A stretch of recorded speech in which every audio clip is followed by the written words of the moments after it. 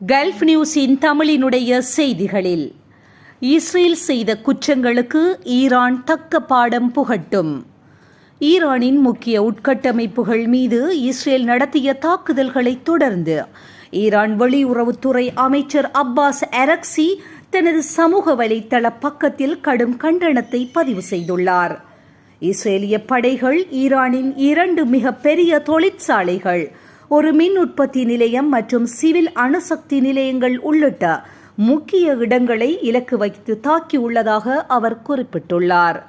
மேலும் இந்த தாக்குதல் அமெரிக்காவின் ஒருங்கிணைப்புடன் நடந்ததாக இஸ்ரேல் கூறுவது தூதரக ரீதியிலான பேச்சுவார்த்தைகளுக்கு அமெரிக்க அதிபர் வழங்கிய கால அவகாசத்திற்கு முற்றிலும் முரணானது என்றும் அவர் சாடினார்.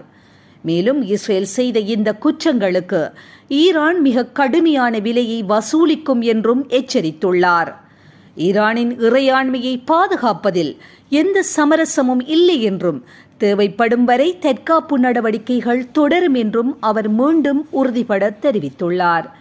இதுபோன்ற செய்திகளை உடனுக்குடன் துல்லியமாக நீங்கள் அறிந்து கொள்ள கல்ஃப் நியூஸின் தமிழினை சப்ஸ்கிரைப் செய்வதினூடாக அறிந்து கொள்ள முடியும்.